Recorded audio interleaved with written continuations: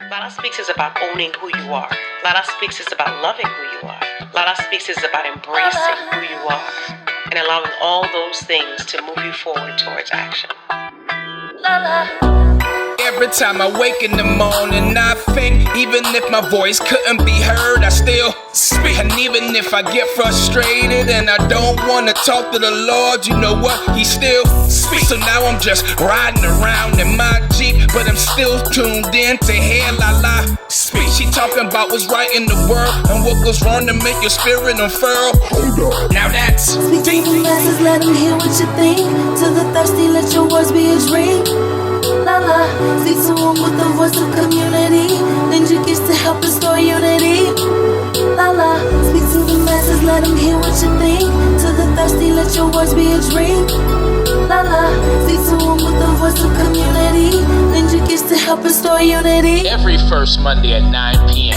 Every time I wake in the morning, I think even if my voice couldn't be heard, I still speak. And even if I get frustrated and I don't want to talk to the Lord, you know what? He still speaks. So now I'm just riding around in my Jeep, but I'm still tuned in to hear LaLa speak. She talking about what's right in the world and what goes wrong to make your spirit unfurl. Now that's deep. Every time I wake in the morning, I think even if my voice couldn't be heard, I still speak. So now I'm just riding around in my Jeep, but I'm still tuned in to hear LaLa speak. I am a life coach. I am a motivational speaker. I am a wife and a mother and a career woman. I'm all those things. Why? Because I can. What's going on, y'all? How you doing? How you doing? Good evening. Good evening, good evening, good evening. So I'm talking to two cameras right now. I got Periscope and I got my YouTube Live fam there. How you guys doing? Good evening. So if you're on Periscope, share this with your followers. You do not want to miss this evening. If you are on YouTube and you got the link from Facebook, share it. This is not an evening that you want to miss. We are going to have an awesome time. I already see the chat room is blowing up. Yes, that was my surprise. I was telling you guys about the surprise that I had. That was my surprise. I got my own opening song. Darren and Trinity out of Atlanta, Awesome Ministries. Listen, they did my song for me, and I got my own opening song. So that was my surprise.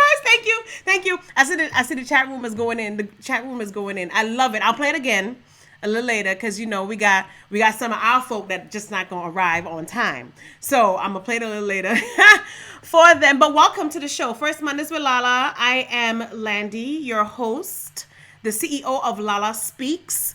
And LaLa Speaks is really just a ministry, a business that I have, life coaching, motivational speaking, where we encourage people to be the best version of themselves. And so the purpose of First Mondays with LaLa is we are going to be dealing with, thank you, I see you on Periscope, thank you. We are going to be dealing with real life situations. And how do we handle real life situations and get the best outcome based on who we are and based on our character. So tonight we have some guests with us this evening.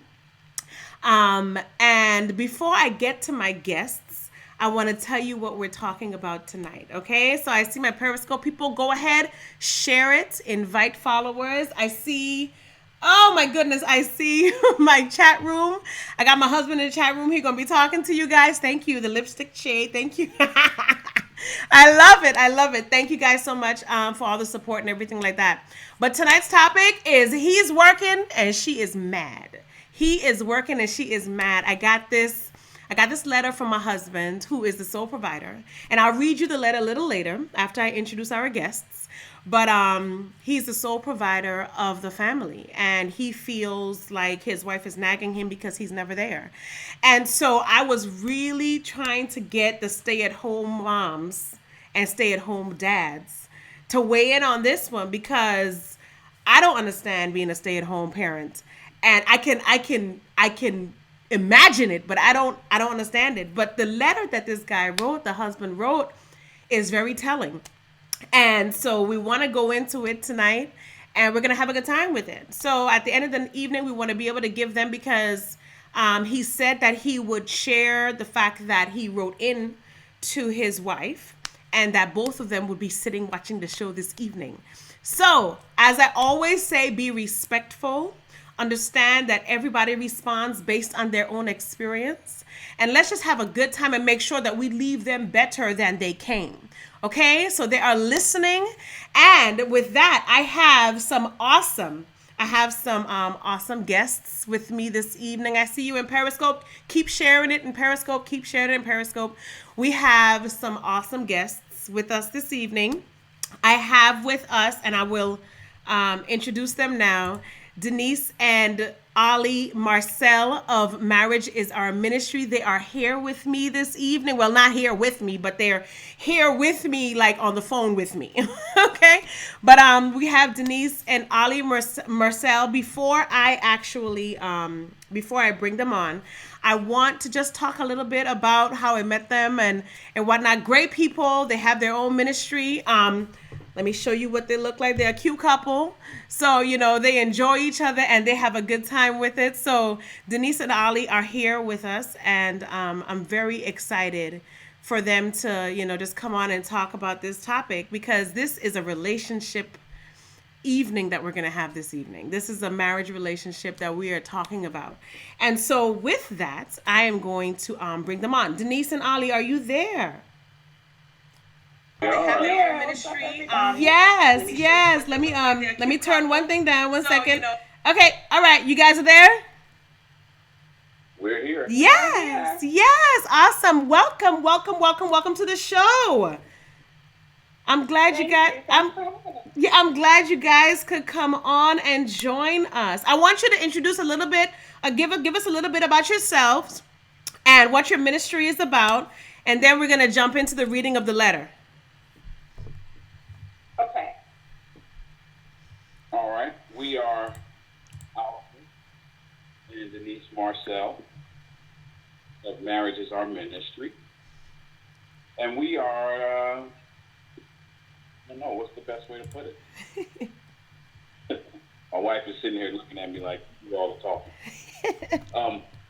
We have decided to make our marriage public, in a sense.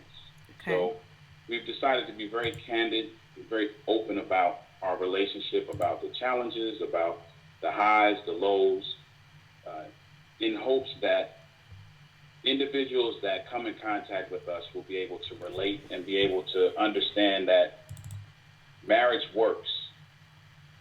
Marriage works amidst all of the negativity that we hear about it, amidst all of the misconceptions, amidst all of the great things that we've heard. Marriage still works, and that you can be friends, and that individuals can come from two totally different walks of life and become one.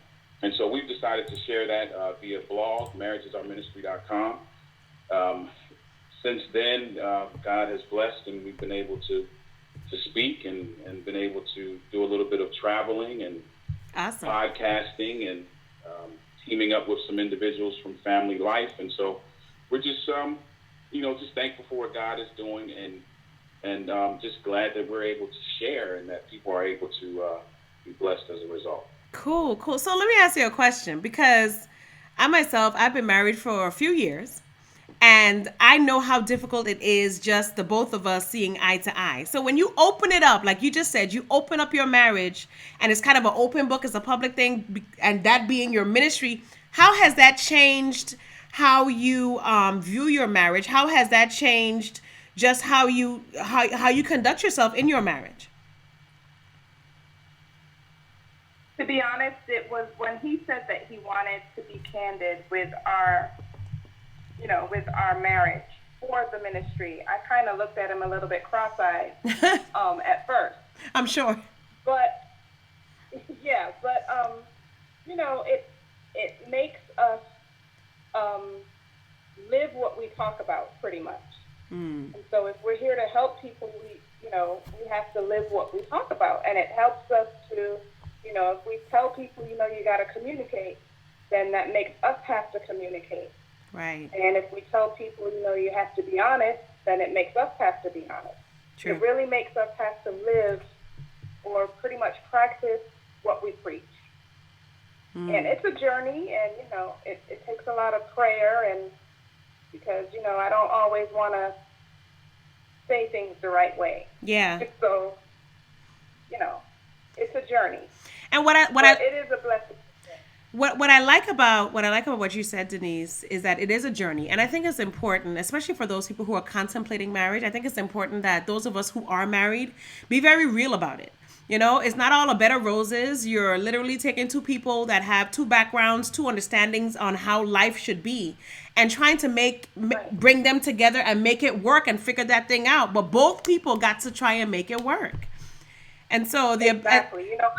Go ahead. No. Sorry. Go ahead. No, please go ahead. No, we really appreciate when people say to us, and we hear it all the time. Oh, you guys are, so great together. We really admire you. We admire you as a couple.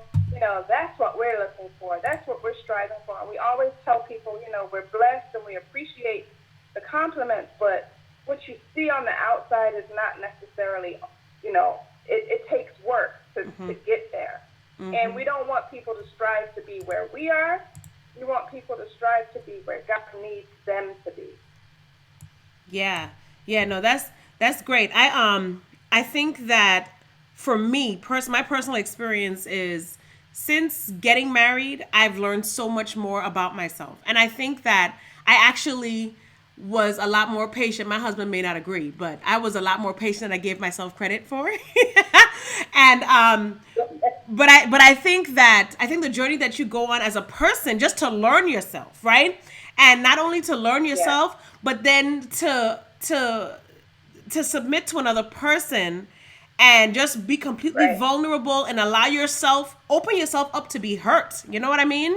I think when you see the process of hurt and forgiveness and reconciliation, everything take place between two people, and you still there like thick or thin, ride or die, I got you. I think that alone brings you closer to Christ, because there's nothing else that can explain how you are able to do that successfully. That's right. Absolutely. Yes. Absolutely. So I'm going to... I always... No, go ahead. Go ahead, Denise. I always tell people that I believe that Ollie is the only person that God could show me myself through. He's the only one that can bring out my character and, just give me a look and I'll be like, okay, Jesus, I hear you. There's no one else that would be able to, show me the ugliness of myself. Right. But him. So, Yeah, no, I definitely hear that. Oh my goodness, I definitely hear that. So what's going to happen next is I'm going to read the letter that we got. What I did was I took an excerpt and I put it online, and I used that to kind of promote the show. But this evening you're going to get the full letter. And then after that, we're going to talk about it a little bit between Denise, Ollie, myself. And then I'm going to open the phone lines and let you guys call in, okay? Just so that you have the number. The number is 215-383-5846.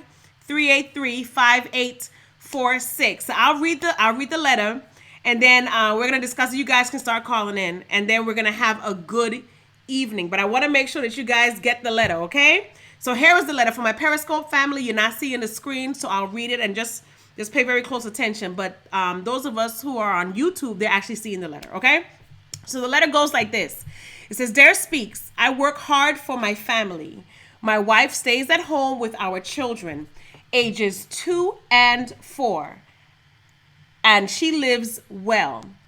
She claims I don't spend enough time with them, but I work so they can live well, and she enjoys the life. I don't seem to be able to do anything right. She complains about what I do, and she complains more about what I don't do. I see her frustration with the kids, and I'm sure she's exhausted by being with them every day. But she has her online book club and other mom friends. She gets out to take the kids on play dates with these moms, so she gets out. Not to mention, when she speaks to me, she addresses me like I'm a child, and I don't like it. I'm tired and she's frustrating me. I don't want to be around her when she's nagging, and I'm spending more hours away from home and trying to remain faithful, but she's driving me away. I travel about twice a month for my job, sometimes a week at a time, and she doesn't like it. We had a big blow up on my last trip because I spent a week away for work and then I opted to stay a few more days. She particularly didn't like that my assistant travels with me most of the time and has even tried to invite herself on the trips. But this is business, not pleasure. I can't be distracted with her and the kids. By the time this airs, I will tell her I submitted this letter and ask her to also listen with me. Please discuss this issue for the both of us. Now, this came from a husband, and you heard it. He is the sole provider. And I'm just not going to pay attention right now to the chat room because I expect all those people in the chat room to be going in on some of the things that he said. But Denise and Ali, what were your thoughts when you first read the letter? Man, I had a whole lot of thoughts, to be honest. I felt like there's something missing, right? It seems like each person wants their own needs to be met, but are not thinking about the other person. Right. If I had to sum it up, and we'll talk about it in depth, but if I had to sum it up, that's how I would sum it up. There are some specific needs that they each have, and those needs are not being met. And so they're disappointed about those needs not being met, but they're not thinking about meeting each other's needs. They're disappointed about the fact that their own needs are not being met. Denise, how about you? Oh gosh, I had so many. I wrote down notes because I had so many questions and comments. At first I felt, during the week I thought, well, he's providing and he's working really hard and, she, according to him, loves the life. So, maybe she should be a little bit more appreciative. But then when I read the rest of the letter, I kind of agree with Ali. They're kind of at odds because of what they need. But no one seems to be able to come to some type of agreement about how to meet each other's needs. And I was a little concerned. I don't know. My opinion is that the husband seems to be a little, what's the word? Insensitive, I guess. With her being home all day, and he said she gets out. She gets out, yes, but play dates and getting out with other moms doesn't seem to be what she needs right now. I feel like she needs him. Right. And I think that he needs to address that, and he shouldn't, just brush it off like, well, I'm giving you everything you think that how he was talking about how she should be okay with what's going on. And then he kind of flippantly mentioned this assistant that constantly travels with him. And the fact that his wife asked to accompany him on some of the trips. And he was like, nah, this is business, It seems to me like there's a little bit on his side of justification of why he is treating her the way he is. And why he is yes. Right. That's how I was like, it sounds to me like he's trying to justify his actions. Yeah. Ali, I'm sorry, you were about to say something. No, that's good what you just said. That's good because you can't really, as men, we can't say that because we provide that our wives should be happy and content. Because if we learn anything about women, we know that they are multifaceted. So I can't just put money on the table and be like, hey, you're good because you're going to the spa and you're going to the mall and you're doing all that. Now, my wife will be happy with that. She will love that. But at some point, that's going to get old because there's no balance. Yeah. And so I kind of agree with that. It's kind of like, okay, well, I do this stuff, so you should be good. Right. And so you shouldn't have to be concerned with what's happening over here, because what happens over here provides what you do, and so you should be good. And that's the quickest way to, to lose your woman, because at some point there's no emotional needs that are being met. Right. Yeah, we have a caller that's waiting. Before we go to the caller, I want to remind you guys of the number. The lines are open. You can call 215-383-5846. Before we open the lines to the callers, we do have our sponsor for this evening. So I do have a 30-second commercial, and then we'll come back after that. So Periscope family, just sit still. We'll be back in about 35 seconds.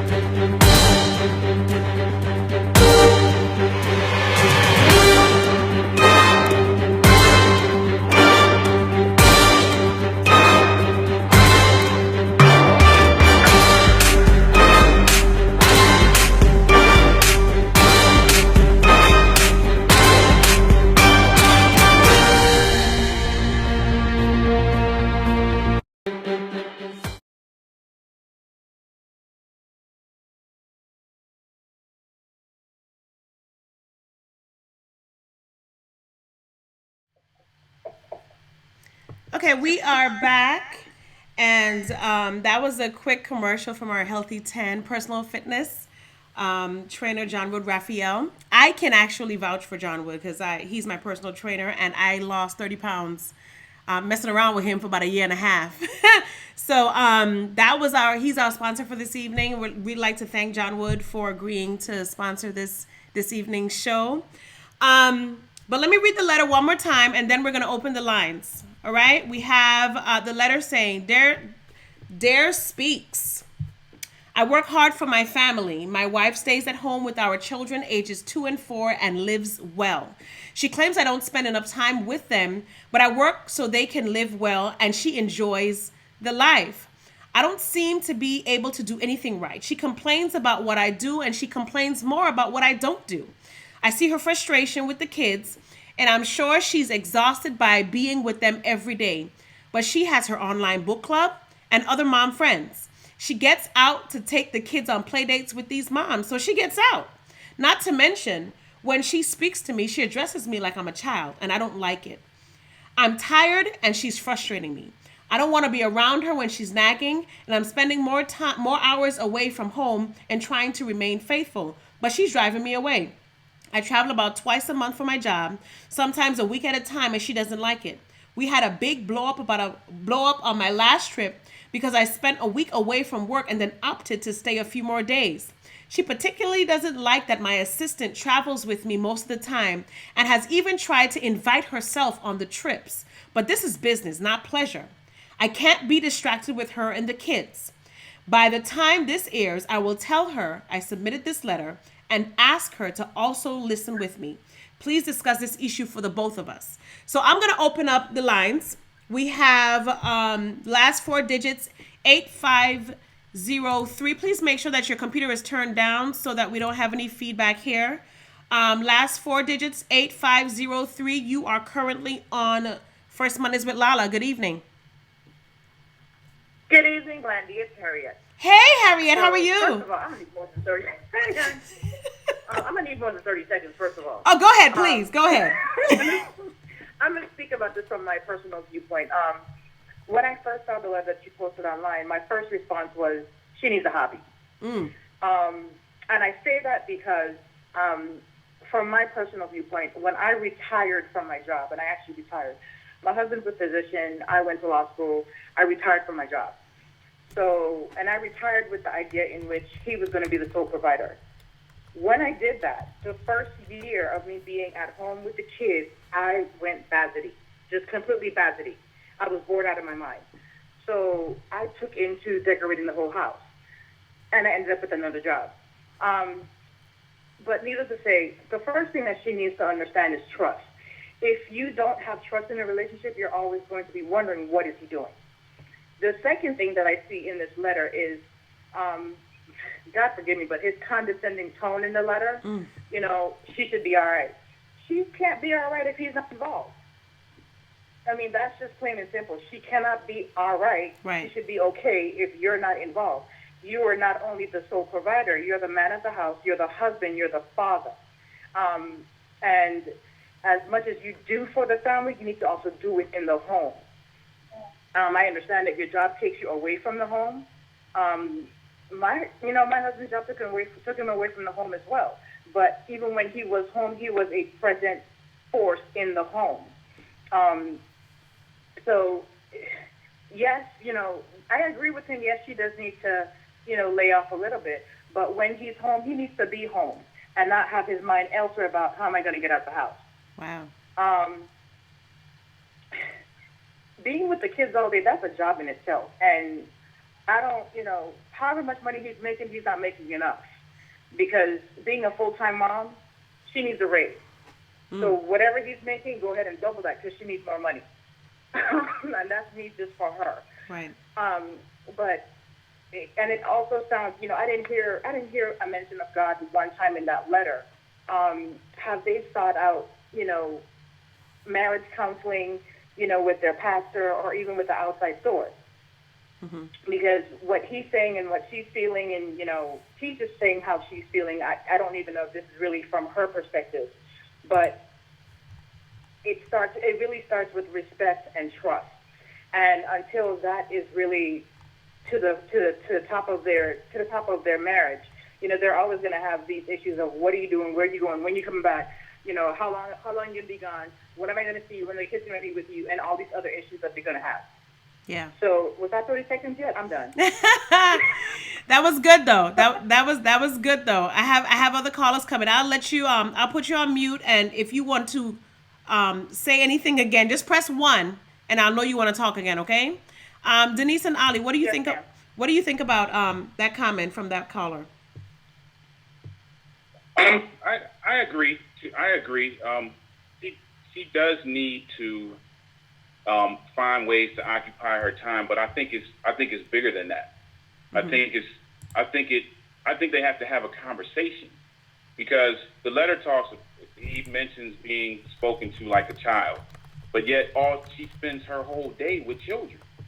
So her point of reference in conversation is to individuals that are of a certain age. So if he's never there, that's not something that maybe she can readily turn off. Now, that doesn't say that doesn't make it right. Mm-hmm. She definitely has to up her game in terms of communication, but I think that there's some give and take that has to happen. They have to sit down and have a conversation and talk about what she needs, and he has to talk about what he needs. And then they have to be able to, work on that together. There's some, and this will come out later. I don't want to get ahead of what some people might want to say, but there's some read between the lines type stuff too. Yeah. Because there's absolutely no way correct me if I'm wrong, I cannot think of a business that I could be involved in where I could not bring my wife and be like, you know what? I got 4 meetings today. Right. We're going to be in Chicago. During that time, go to the spa and I'll meet you later. Right. You know what I'm saying? And correct me if I'm wrong. There may be something that somebody in the chat room said even the president takes his first lady. Right. So, I mean, there's some things there's some fundamental things that need to happen. Yes, she does need to occupy her time. I agree with that. Yes, God has to be involved. I agree with that as well. But I think that there has to be some give and take that has to happen between the both of them. They have to have an adult conversation, possibly, like someone said in the chat room, go away for a couple of days without the kids and have a conversation about what the needs are. Yeah. And how can we meet those needs, amidst their schedules. Yeah. Yeah, I was concerned that he said that he decided to stay a few extra days after his business trip. Right. If that's the case, then he could have come up there then. Yeah. I feel like he's not addressing her needs. Neither is she addressing his, but I feel like he's not addressing her needs, and she's feeling like she's being dismissed. Mm-hmm. And he's got to address her needs. Yeah. I know if I were to tell Ali, I'm feeling some kind of way, you're always gone, I know you're going somewhere. Can I go with you? He'll probably say, you know, I'm going to be busy during the day, but yeah, come with me. Or I have some extra days afterwards. Let's do something. He's Yeah. got to address her needs. Yeah. No, totally agree. We have another caller, the last four digits, 8254. 8254. You are live. First Mondays with LaLa. Good evening. Hi, good evening, LaLa. Hey, how are you? I'm good. I'm listening to the show, and I'm actually a stay-at-home mom. I have 2 kids, and my husband is the sole provider. I do little things here and there for extra money, but he's the sole provider. And I listened to the question, and it sounds to me as if we've actually had something, I guess you can say, a little similar going on within our marriage, and it does sound to me as though there are some trust issues, maybe, brewing, and I agree with the other caller that there needs to be a discussion, both of them, possibly even with probably a third party to, I guess, mediate if needs be. And it does sound, too, as if there may be a problem with respect on the wife's behalf. I'm not saying that this is the reason or making an excuse as to why he's away from the home, but it sounds as though he may not be getting from her the respect that he needs as a man, and therefore it may cause him to withdraw from the home. In addition, I feel as though he may not be meeting a need that she may have in terms of probably speaking her love language. And so she's dealing with the kids, maybe not having, you know, they're not having that time together to talk. I don't know if they're having date nights, spending time together, and this can be causing her to lash out on him, and then the two of them are just going back and forth. I guess in this little cycle that's causing, you know, them to, I don't know. Yeah, and I think Cause a drift. I think, Carla, that you mentioned a very important thing about respect. I know we hear a lot of times that, you know, respect is something that's very huge for men. And when you have a female, your wife or, you know, your significant other who is nagging or disrespecting you, speaking in a disrespectful tone, that's real deep for men. That's real deep for men, you know? So yeah, I think you mentioned a very good point with that. Ali, Denise, what do you have to say about that?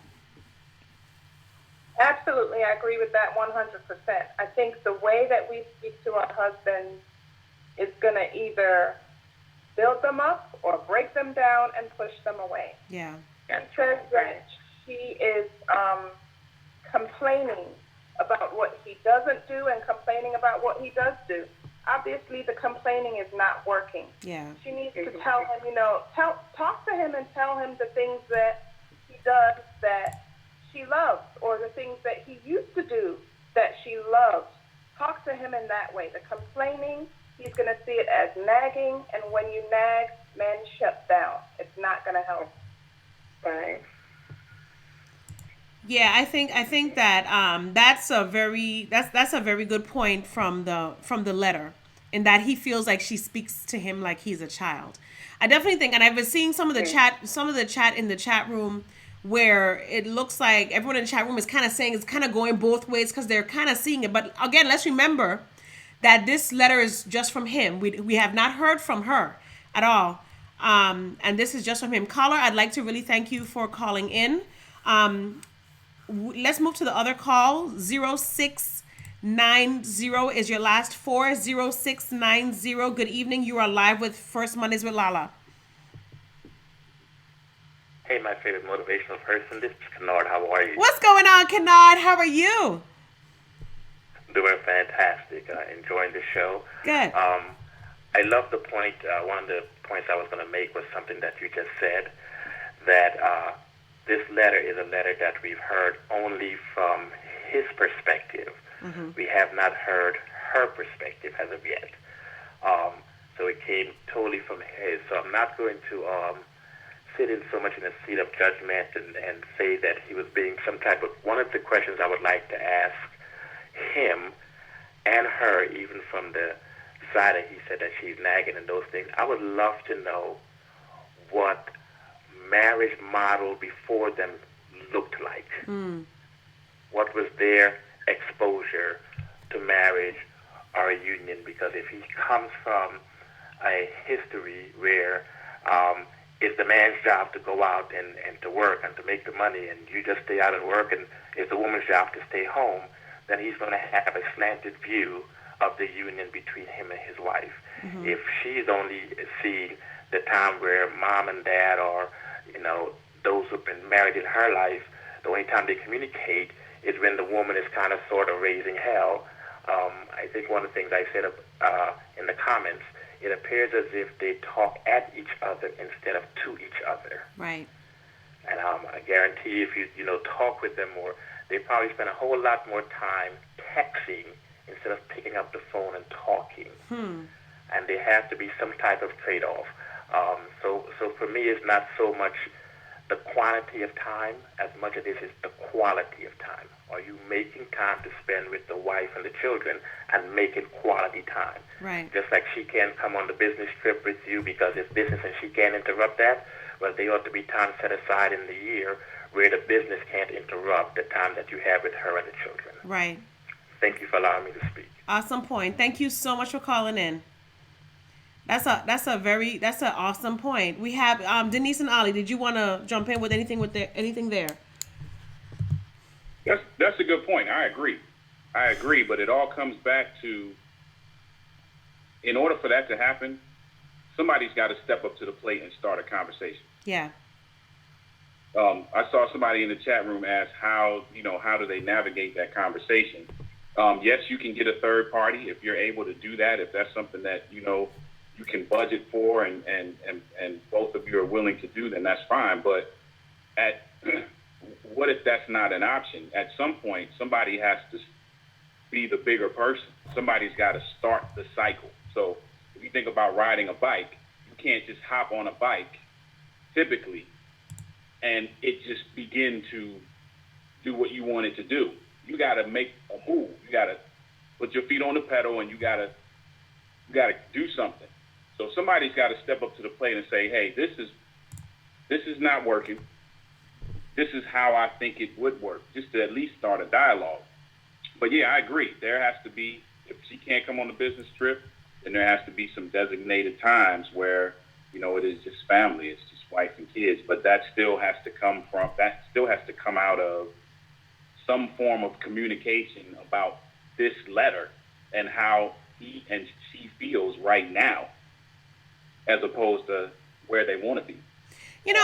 I agree with what Kennard said. It goes back, how they communicate could also go back to, like Kennard said, what did they see? It's called family of origin. When you get married, the way that you treat your spouse is, based on what you've seen and, how your household was. It's called family of origin. So that probably has a huge,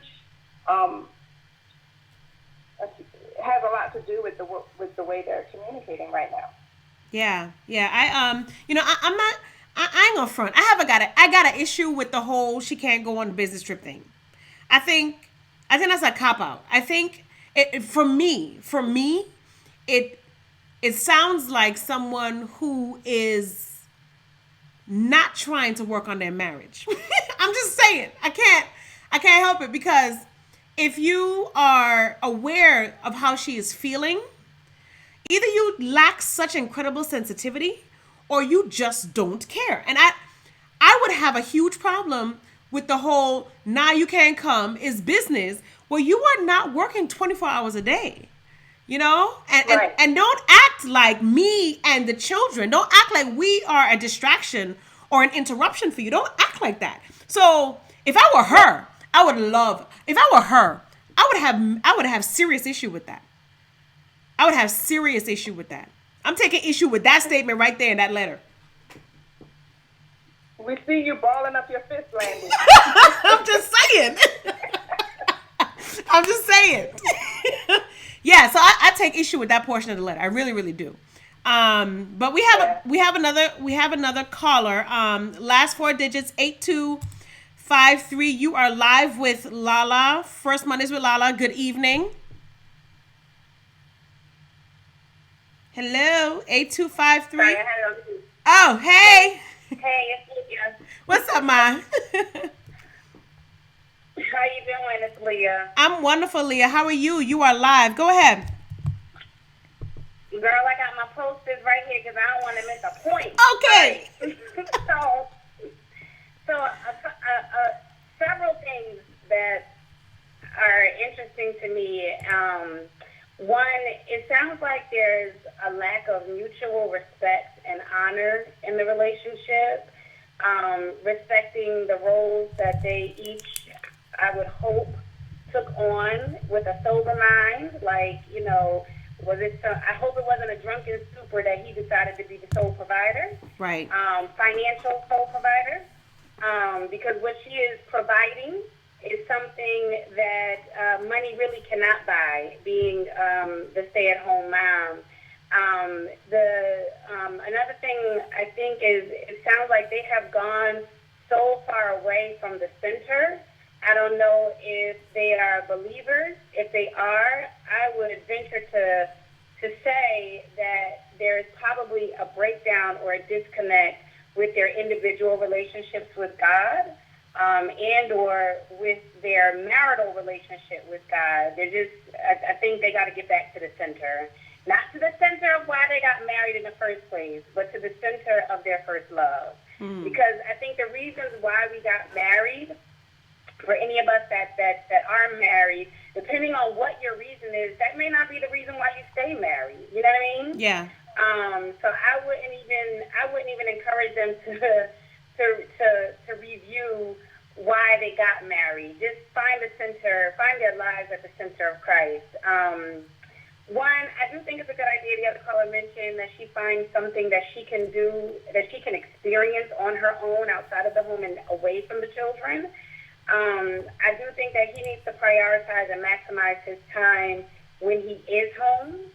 And then it sounds like, well, the possibility, it sounds in the letter, that it makes me wonder, like, if there was any infidelity in the past.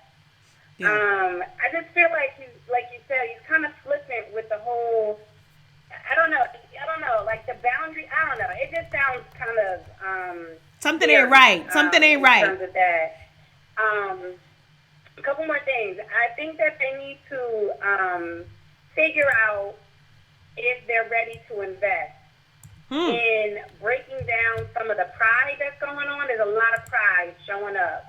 And they need to figure out whether or not they're ready to invest in breaking down that pride and rebuilding the relationship.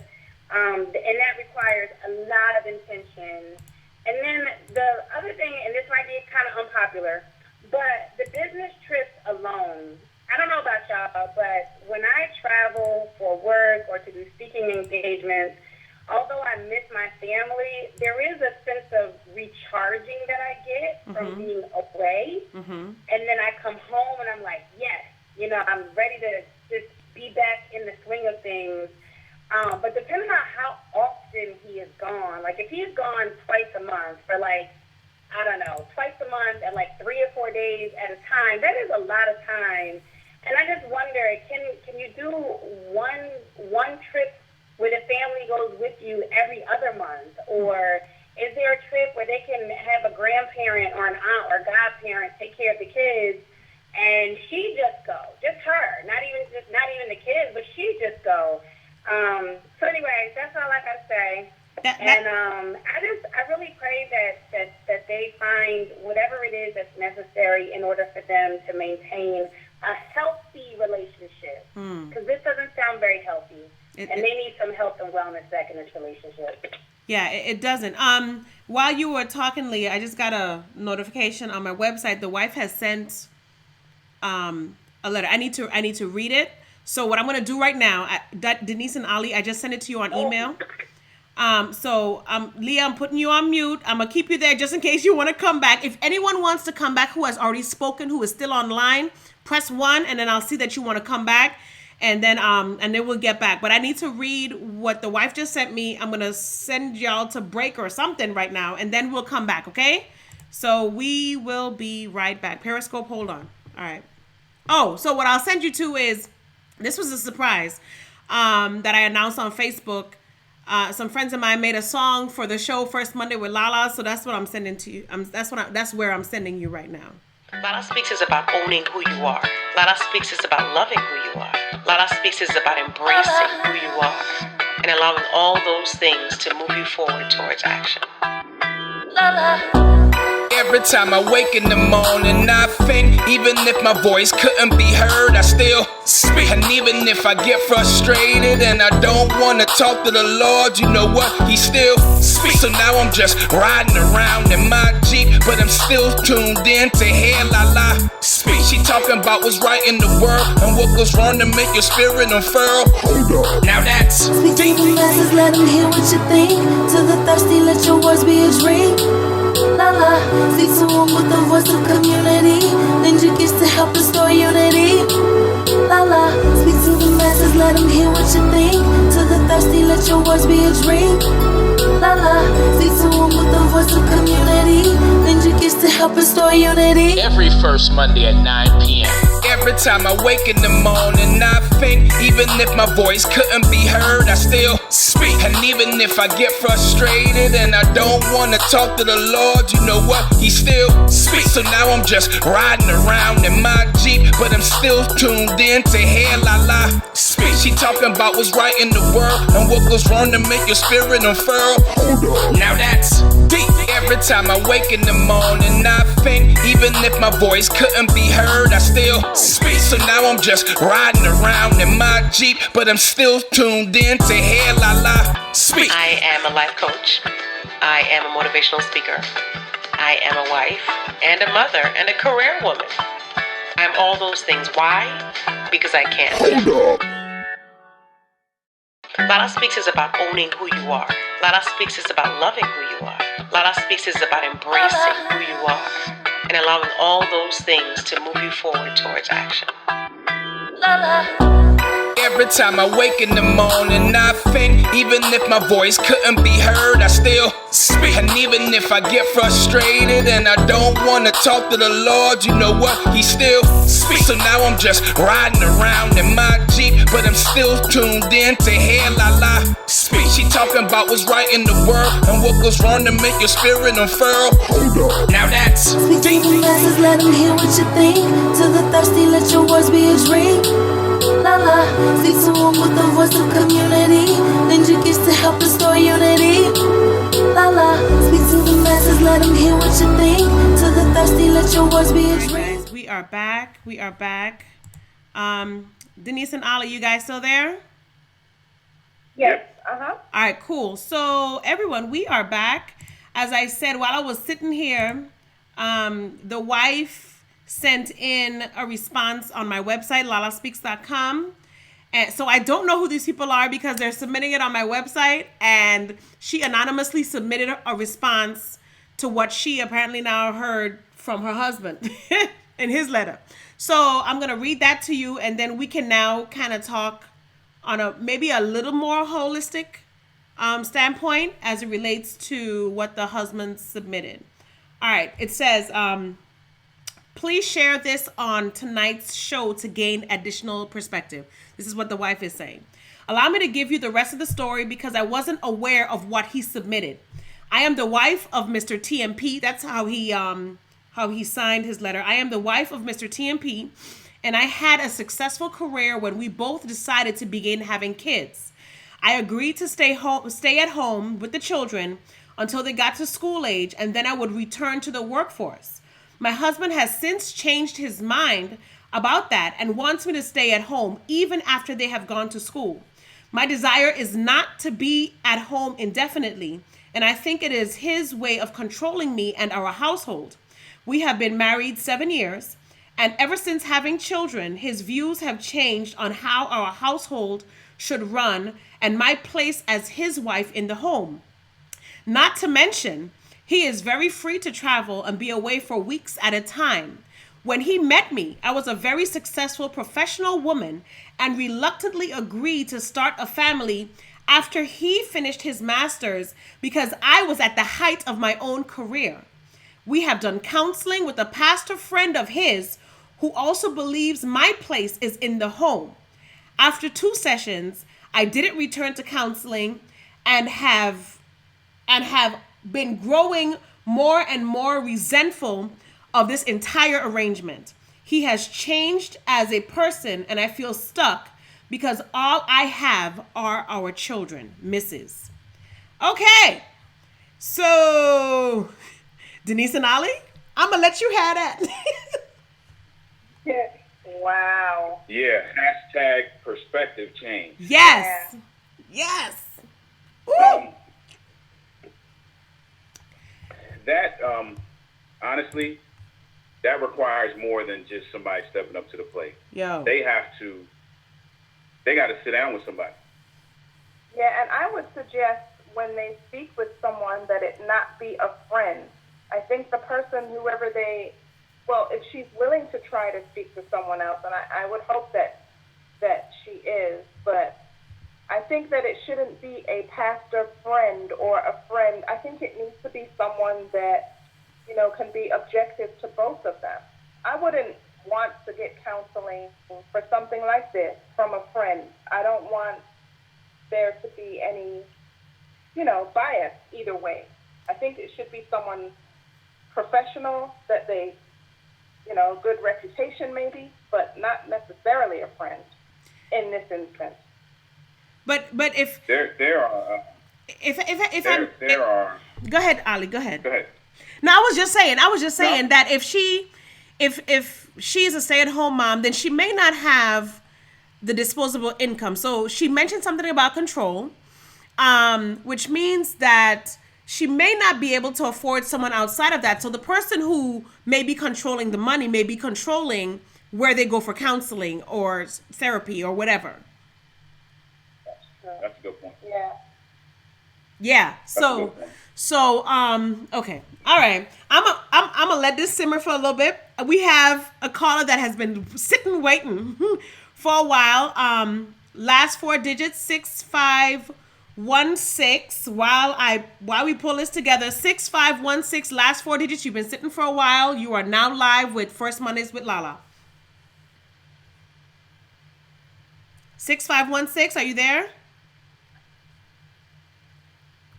Oh, hello. Hi. How are you? I'm wonderful. I know this voice. So, this letter, changes the whole perspective of the previous letter. Yeah.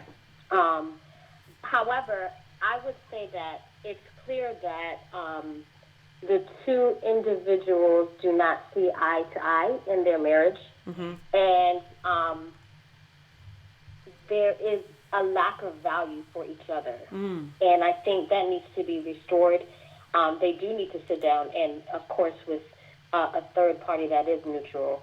But they need to go back to that respect and love. And right now they're in this vicious cycle where she's feeling unheard and not loved. And because she's feeling these things, it may manifest in her behavior on how she is treating her husband. And he may be feeling that he's not being respected. Yeah. But they need to realize that they are working on the same team. Right. Because in the first letter, the husband feels, like you said, there's some language that seems very flippant, as if she's doing him a favor in taking care of the kids and staying at home. But they're both bringing something valuable to the table. And then they need to revisit what that is, what they're contributing, and value that. And she needs to tell him what she needs, and they need to separate what they bring to the table and what they bring to each other. Because right now this is mixing in, and some of that is being lost. And when they talk about what they need as far as husband and wife, because what you bring in the household is different than what needs to be nourished in that marriage. Right. And just because she's, with the kids or doing play dates, that still involves the kids, she needs quality time with him. So there's just a lot of expectations that are unmet, and needs are not being understood from a perspective and assurance of trust. There is distrust.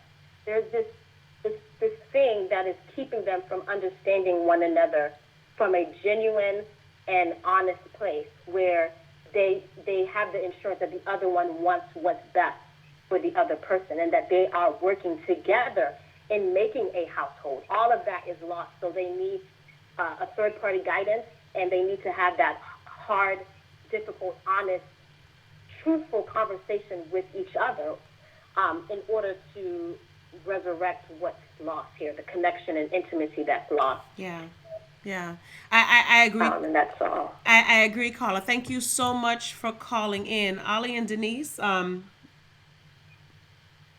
anything on this?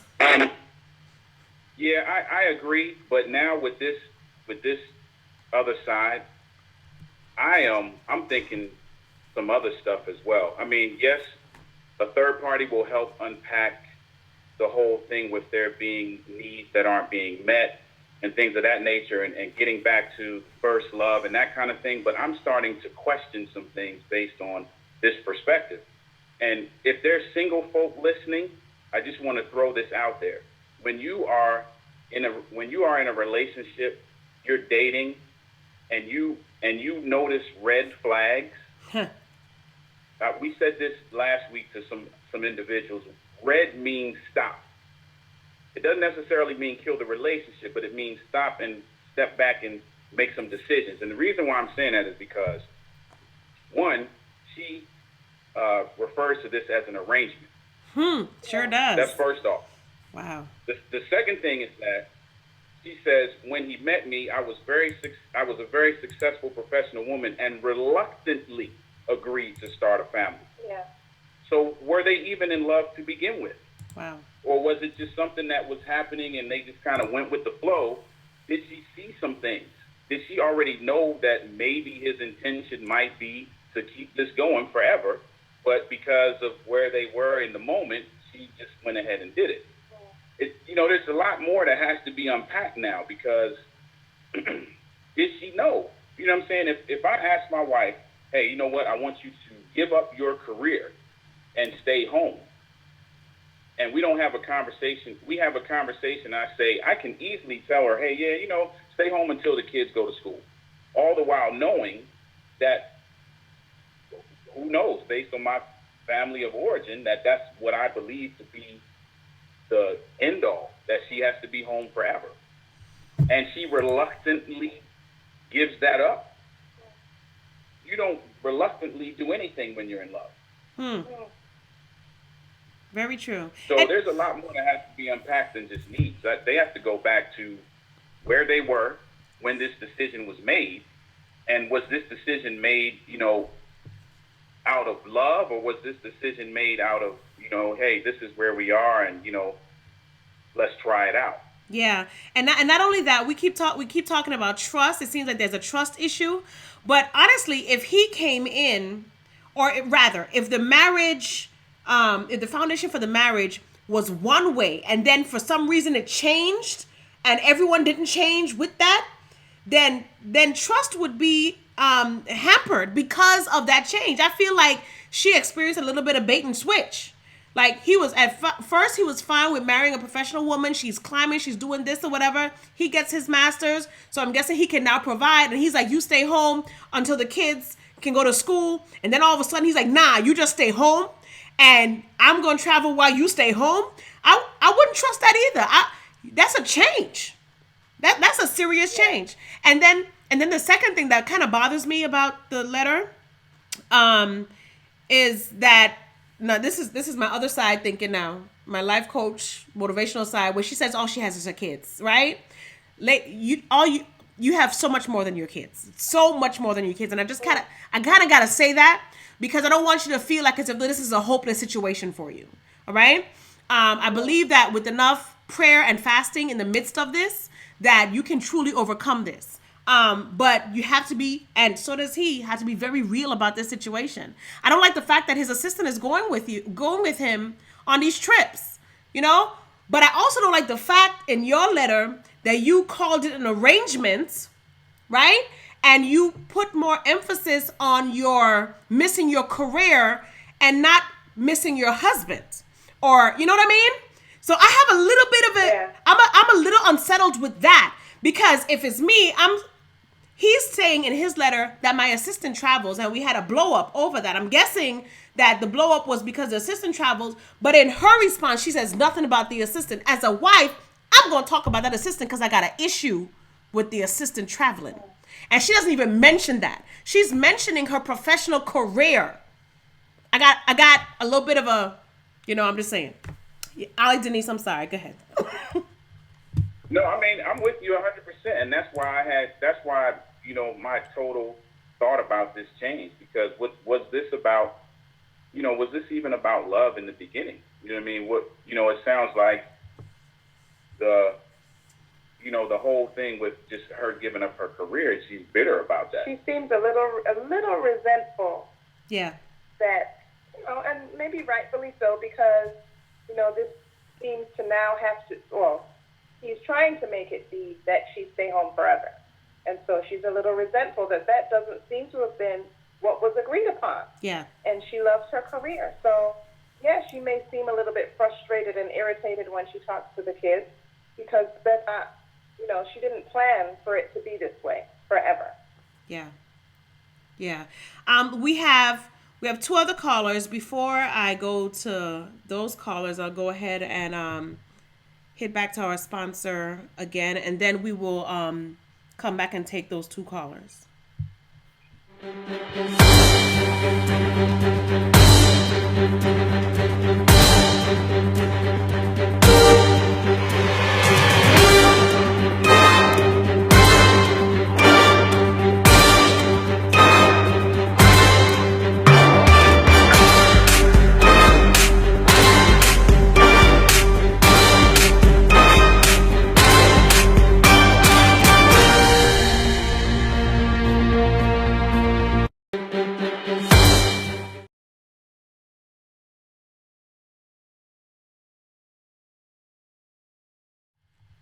Okay, so we have on the line last four digits 06900690. You are live with First Mondays with LaLa. Okay, this is Kennard. I'm back. Yes. Now that we have a completed letter. Yes. Because prior to her response, we had a note from him. Right. So now we have a full letter. And I wish I was counseling this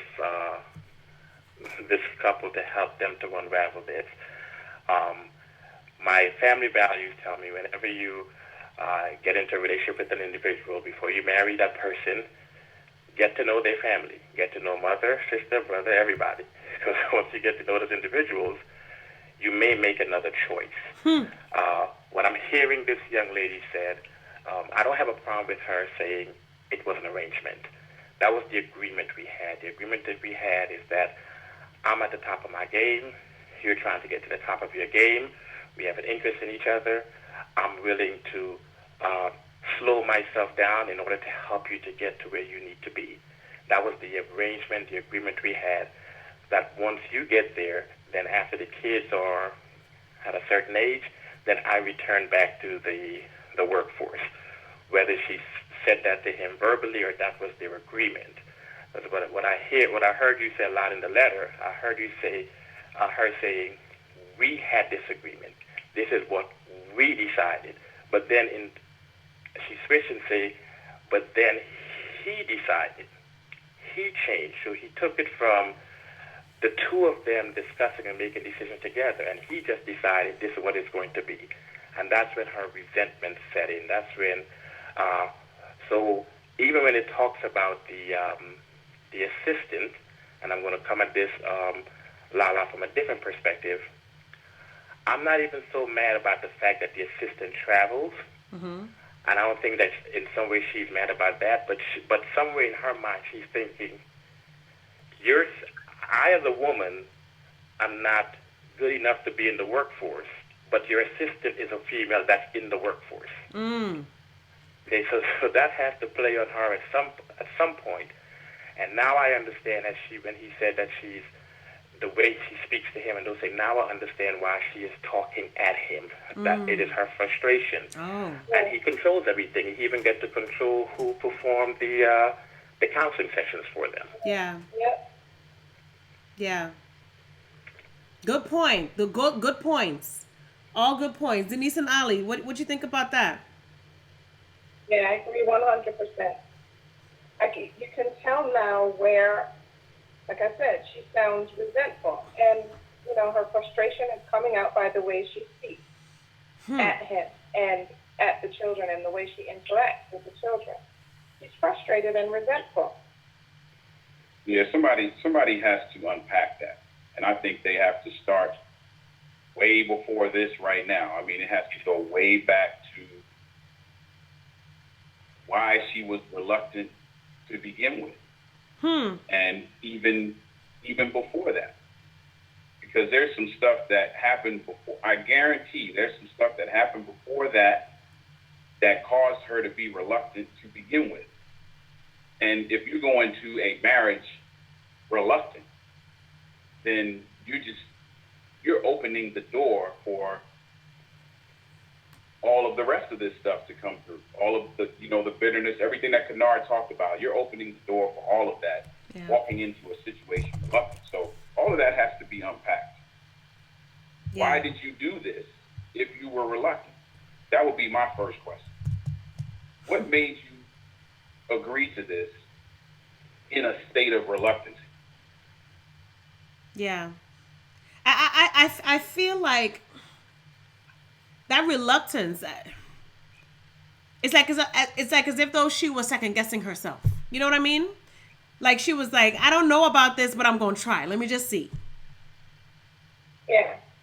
And in marriage, that's not something that you just want to try. And let me just see. Yeah. Right. You know? Wow. Okay, we have another caller. Last 4 digits. And go ahead. Can I just say one more?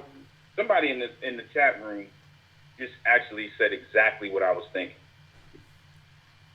Asked about whether if anybody was going to address the husband's control issues, right? Mm-hmm. Me, because I'm a very candid individual, if he is controlling now, he was controlling before she became reluctant. Yes. Now, obviously, it wasn't about kids because they didn't have kids, and obviously, it wasn't about careers because he was still building. Uh-huh. But there was something that people display themselves. And so, I don't know, man. It has to go back further. Should his controlling tendencies be addressed? Absolutely. But that did not just start. Right. We don't do that. I'm speaking as a man. The stuff that I do right now, 16 years into my relationship, is stuff that Niecy saw in the 5 years that we were on and off, whatever you want to call it, before we got married. Yeah. So all that happens is that those things either get better or they get worse. Yeah. And if you're reluctant, you're taking a gamble on the fact that they're going to get better. Yeah. Maybe there were red flags that she ignored. There were red flags that she ignored? Right. Maybe there were red flags that, she ignored. And so hence her reluctance. Yeah. Yeah. All right, we have another caller. Last 4 digits, 8254. 8254, you are live with LaLa. Hi, yes. I'm listening to everything. I completely agree with what the couple or the husband just mentioned. I think that a lot of the issues sound as though marriage brings out the worst and the best, I think, in each of us. And so I think a lot of who they really are is just coming to the forefront, and they're experiencing it now. Because Robert said the road, and I mean, they're going through some stuff that is really bringing out a lot of who they are individually, and they have a lot of issues that they obviously need to deal with. I just want to say that I think they need to address it. They need to have a conversation. They need to not take prayer lightly. They need to pray about this, and they really need to get help, because if they don't, it seems as though it's going to escalate to a point where it will draw them further apart. Mm-hmm. And their relationship with Christ should be first, their marriage next, but there are also children involved. And I don't remember how, oh no, she said 2 and 4, I believe it is. Yes. As young as that may seem, the kids will be affected by whatever decisions they make pertaining to their marriage. And like I said, it's not just about the kids, but the kids are going to be affected. Their entire family will. And if they want the marriage to strive and become healthy, they really need to address it, I believe, right now. And I agree, getting help with someone that will not have a biased opinion. I really just wish the best for them. It's heartbreaking to listen to what each of them is going through, but yeah, they really do need to seek professional help. Yeah, no, I definitely agree. Ali and Denise, do you guys wanna? I'm gonna give you guys the last 5 minutes. But before I come to you, Ali and Denise, let me get this last caller. Last 4 digits, I have you as 8253. Last 4 digits, 8253. You are live. All right, LaLa, this is Leah again, and my question is, does she feel safe in this relationship? It is not by accident that October is Domestic Violence Awareness Month. And the truth is that domestic violence shows up in a myriad of ways. It's not always hitting. It's not always being humiliated. It's not always experiencing physical acts of violence. That sometimes it's simply, and I use that word loosely, it simply looks like being controlled or having the finances controlled in a way where maybe you don't have access to as much as you used to. So anyway, I just want to share that there are hotlines available. If this couple or this one of the persons in the relationship, probably the wife, is feeling like she needs to, reach out, the domestic violence hotline for the United States is 800-799-7233. Again, 800-799-7233. I'm sure she can call anonymously and just kind of talk. And if it doesn't match, it just doesn't match. If it's not DV at all, then that's fine. But just in case there is, I just want to make sure that she has that resource. Thanks so much, Leah. Thank you so very much. Denise and Ali, I'll give you the last 5 minutes so you guys can just speak directly to this couple. Give them some tips, some tools that they would need to just make it through and start building from tonight. Yeah. The first thing I would, that I want you guys to do is to not talk at each other, to not even talk at all at each other. I want you guys to pray first. Both of you guys need to pray together. This is your marriage. Like, you guys are a team, and any force that's coming against it, you have to team up together against it and not go against each other, because when you do that, you're doing exactly what the enemy wants you to do. We have to remember that the enemy does not like marriage. So everything that's going on right now, he's cool with it. And we should not be cool with that. You guys have to pray, team up together and pray and just ask for direction to begin with. Babe? I would say that what needs to happen tonight is that each of you have to determine what you want this to look like this time next year. And once you do that, and let's assume the best.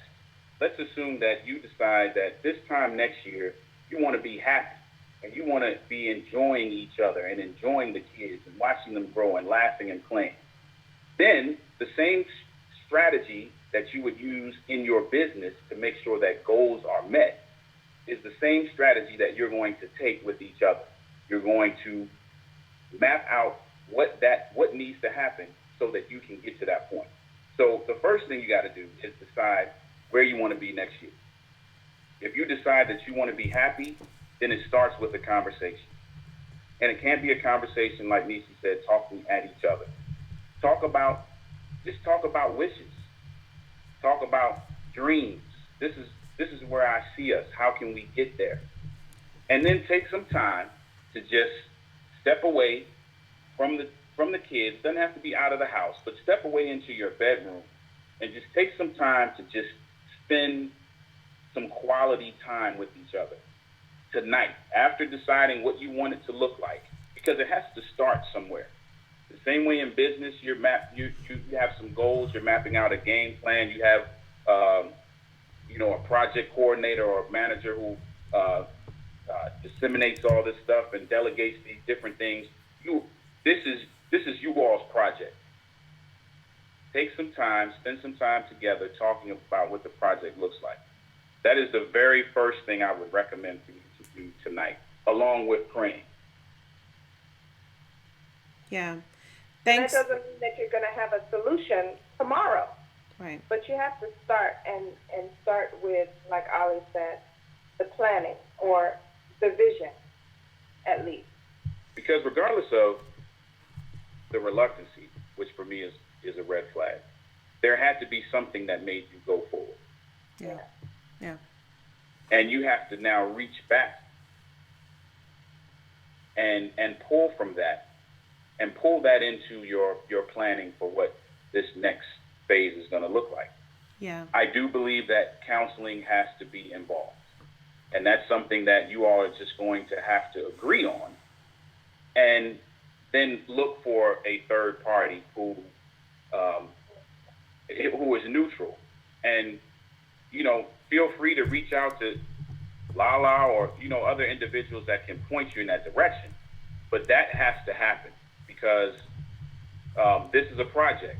And we have some goals that we have for this next, let's not even say year. What do we want next month to look like? We have some goals. You need somebody to help you map out those goals. Neither one of you can be the project coordinator on this.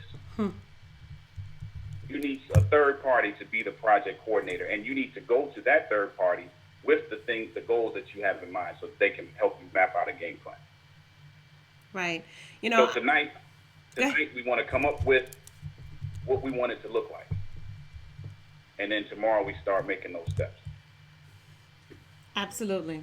Absolutely. And just the exercise of sitting and discussing on the vision for this relationship, for this marriage, may bring you guys back to that point of that thing that made you move forward, even in the middle of your reluctance.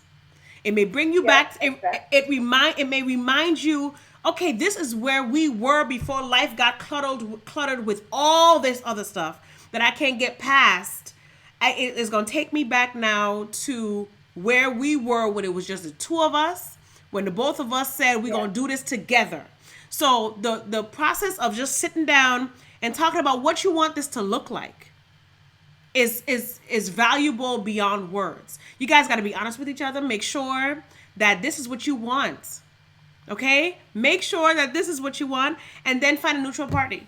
That counselor can be somebody's friend, can be my cousin down the street because he said that he just got his degree. It can't be that person. It has to be someone who is neutral, who does not know either of you, and who will listen to your situation and give you strong and sound godly advice. Because God wants your marriage to flourish, as he wants any marriage to flourish. And just like God wants it to flourish, Satan wants it to fail. So don't play those games. Don't get caught up with the distractions, all this traveling and stuff like that. Sir, if you own your calendar, you will fix that. Okay? Ma'am, if you're mad about how you don't have a career, be honest with it. And both of y'all work that thing together. But you got to be honest with each other and remove all distractions. Anything that is going to deter you from fighting for your marriage. Because this is where y'all are at. Y'all are fighting for your marriage, not just for the both of you, but for your two beautiful children. All right? So we will be praying. We have people in the chat room that will be praying over your marriage, because marriage is not easy, but it is worth it. When I tell you it is worth it is not easy though.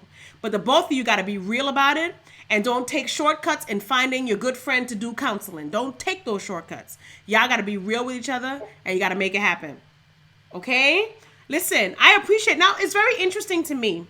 It's very interesting to me that, sir, you decide to write my show, because you're talking how it all came out. It seems like, you want to stay at home wife, and she ain't really feeling that, but you write to me, who is like Miss Career, Miss whatever. It's very interesting to me, but I appreciate the letter, because this was a good conversation. I definitely appreciate the letter. I think between the chat room, between the callers, between Denise, Ali, myself, I think we have given you a lot to think about. And I think that you guys need to start right now. The both of you are sitting there and you're listening. I think you need to start right now. So before we go, it is right now 10:22. We are all, those of us who are in the chat room, I'm asking that you also pray right now. I'm going to pray over your marriage right now, because like I said, the enemy does not like healthy marriages, and healthy marriages do exist. Don't believe the hype that they don't. Healthy marriages do exist, and people do enjoy being married. Don't believe the hype. So don't buy into it, and believe what God's word says, and that we can live abundantly in him. So I'm going to pray over your relationship, and then we're going to close out the show.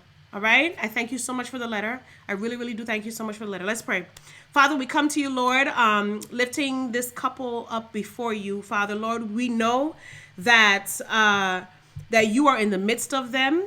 We know that just the fact alone that, Lord, he reached out, Father, that he is searching for some level of solution, Father. And the fact that she was sitting there listening and she wrote in, Lord, you know that you are working in that house tonight, Father. So I ask, God, that you lay your hands on both of them individually. You know what their issues are. You know what hesitation they have, Father. Lord, I ask that you deal with that individually in them, Father. Grow them, allow them to thrive so that they can now live together as husband and wife in a happy state with their children, Father. Lord, I pray that everything that they touch moving forward will put them in the right direction, Lord. I ask, Lord, that you remove all distractions from them that is taking away from where they want to be in you, Father. Lord, I ask that you bring the right people into their lives, that you remove the wrong people. And that includes, Father, that godly counselor that will walk with them until they get to that state of being whole, where they can then turn around to another married couple and pull them up as well, Father. Lord, I thank you for this show. I thank you for everyone that contributed this evening. I thank you, Lord, for Denise and Ali, Marcel, Father. I ask, Lord, that you bless their ministry, Father, that they continue to touch people's lives, that they continue to restore relationships, Father. And Lord, I ask that everything they do will give glory and honor to your name, Father. And I ask, Lord, that you continue to bless LaLa Speaks as we continue to reach out to those who need to hear about you in a practical way, Lord. As we deal with practical, everyday issues, Father, Lord, that you be with us and with my husband and myself as we continue to drive LaLa Speaks, Father, so that it may touch lives and that people may be whole and that we may not just speak Christ, but we may live Christ. Thank you so much for this show. Thank you for being with us this evening. In Jesus' name, amen and amen. So listen, guys. Amen. Denise and Ali, I thank you guys so much. I got 5 more minutes. I thank you guys so much. Again, their website is marriageisOurministry.com. MarriageisOurministry.com. Please check them out. They are awesome. They will guide you. They will lead you. They will do that thing. They are awesome. Denise and Ali, thank you guys so very much for this evening. Everyone in the chat room, I was not able to pay attention to everything that was going on in the chat room. I hope I can scroll back up and see what the comments were. But I thank you guys for joining this evening as well. As always, I'm going to do this now. I got my last 5 minutes of the show. We talked about this tonight, and I'm going to just briefly touch on it. She understood that the hardest times in life to go through were when you were transitioning from one version of yourself to another, version me.x. Everything that we do It is a learning experience. In this marriage relationship that we discussed this evening, it is a learning experience. And so the point is that you get better the next day and the next day and the next day. That is what I mean when I say version me.x, that you improve on who you were the day before. And so I wish that everyone that is listening, that you improve the next day and the next day and the next day. So as we all get ready to end our day, it's been a long day for many of us. It's late. As we prepare to end our day, 5 things to do at the end of the day. Number 1, acknowledge the day's accomplishments and mistakes. Number 2, celebrate the victories and lessons learned. Number 3, sit in gratitude for the people in your life. Amen. Number 4, write down 3 goals for the next day, because it's all about growing. Number 5, read an inspirational text or testimony before you go to sleep. The ultimate goal is to be a better version of yourself tomorrow. It's all supporting intentional living. So I appreciate you guys for joining this evening. I thank you guys, my family on Periscope. Thank you so much for coming through. YouTube Live, thank you so much for coming through. The replay is going to be on the website tomorrow. Share this. If anyone you know that needs to hear it, I thank you so very much. Oh, before I forget, the shirt I am wearing this evening, Fari, my boy Oren Stephen from St. Thomas, Virgin Islands. This is him. For all righteous individuals. Fari, if you want to order any of his stuff, that's his website, fariapparel.com. Male and female apparel. Fari, for all righteous individuals. Oren, let me tell you, boy, keep doing your thing. We are paying attention. Keep doing your thing. Shout out to St. Thomas VI. That's my home. So you guys have an awesome week. We will be back next first Monday in, what is this, November? First Monday in November, we'll be back with another topic. Share this show for people who need to hear it. I appreciate the support. I appreciate the love. And I wish you guys all prosperity, all blessings, nothing but love coming from LaLa Speaks. Y'all have an awesome week. 90 Later. seconds. Gotta go. LaLa Speaks is about owning who you are. LaLa Speaks is about loving who you are. LaLa Speaks is about embracing who you are and allowing all those things to move you forward towards action. Every time I wake in the morning, I think even if my voice couldn't be heard, I still speak. And even if I get frustrated and I don't want to talk to the Lord, you know what? He still speaks. So now I'm just riding around in my Jeep, but I'm still tuned in to hear LaLa speak. She talking about what's right in the world and what goes wrong to make your spirit unfurl. Hold on. Now that's Speak to the masses, let them hear what you think. To the thirsty, let your words be a drink. LaLa, speak to them with the voice of community. Lend your gifts to help restore unity. LaLa, speak to the masses, let them hear what you think. To the thirsty, let your words be a drink. LaLa, speak to them with the voice of community. Lend your gifts to help restore unity. every first Monday at 9 p.m. Every time I wake in the morning, I think even if my voice couldn't be heard, I still speak. And even if I get frustrated and I don't want to talk to the Lord, you know what? He still speaks. So now I'm just riding around in my Jeep, but I'm still tuned in to hear LaLa speak. She talking about what's right in the world and what goes wrong to make your spirit unfurl. Hold on. Now that's deep. Every time I wake in the morning, I think even if my voice couldn't be heard, I still speak. So now I'm just riding around in my Jeep, but I'm still tuned in to hear LaLa speak. I am a life coach. I am a motivational speaker. I am a wife and a mother and a career woman. I'm all those things. Why? Because I can. Hold on. LaLa Speaks is about owning who you are. LaLa Speaks is about loving who you are. LaLa Speaks is about embracing who you are and allowing all those things to move you forward towards action. Every time I wake in the morning, I think even if my voice couldn't be heard, I still speak. And even if I get frustrated and I don't wanna talk to the Lord, you know what? He still speaks. So now I'm just riding around in my Jeep, but I'm still tuned in to hear LaLa speak. She talking about what's right in the world and what goes wrong to make your spirit unfurl. Now that's Speak deep. to the masses, let them hear what you think. To the thirsty, let your words be a drink. LaLa, speak to them with the voice of community. Lend your gifts to help restore unity. LaLa, speak to the masses, let them hear what you think. To the thirsty, let your words be a drink. LaLa, speak to them with the voice of community. Lend your gifts to help restore unity. Every first Monday at 9 p.m. Every time I wake in the morning, I think even if my voice couldn't be heard, I still speak. And even if I get frustrated and I don't wanna talk to the Lord, you know what? He still speaks. So now I'm just riding around in my Jeep, but I'm still tuned in to hear LaLa speak. She talking about what's right in the world and what goes wrong to make your spirit unfurl.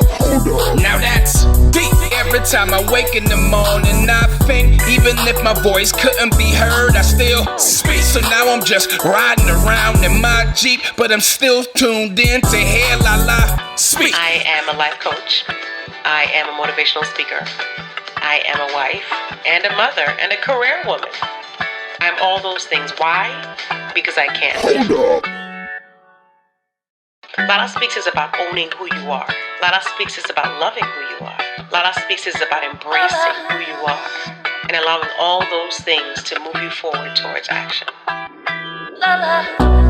Every time I wake in the morning, I think even if my voice couldn't be heard, I still speak. And even if I get frustrated and I don't wanna talk to the Lord, you know what? He still speaks. So now I'm just riding around in my Jeep, but I'm still tuned in to hear LaLa speak. She talking about what's right in the world and what goes wrong to make your spirit unfurl. Now that's Speak deep. to the masses, let them hear what you think. To the thirsty, let your words be a drink. LaLa, speak to them with the voice of community. Lend your gifts to help restore unity. LaLa, speak to the masses, let them hear what you think. To the thirsty, let your words be a drink. LaLa, speak to them with the voice of community. Lend your gifts to help restore unity. Every first Monday at 9 p.m. Every time I wake in the morning, I think even if my voice couldn't be heard, I still speak. And even if I get frustrated and I don't wanna talk to the Lord, you know what? He still speaks. So now I'm just riding around in my Jeep, but I'm still tuned in to hear LaLa speak. She talking about what's right in the world and what goes wrong to make your spirit unfurl. Now that's deep. Every time I wake in the morning, I think even if my voice couldn't be heard, I still speak. So now I'm just riding around in my Jeep, but I'm still tuned in to hear LaLa speak. I am a life coach. I am a motivational speaker. I am a wife and a mother and a career woman. I'm all those things. Why? Because I can.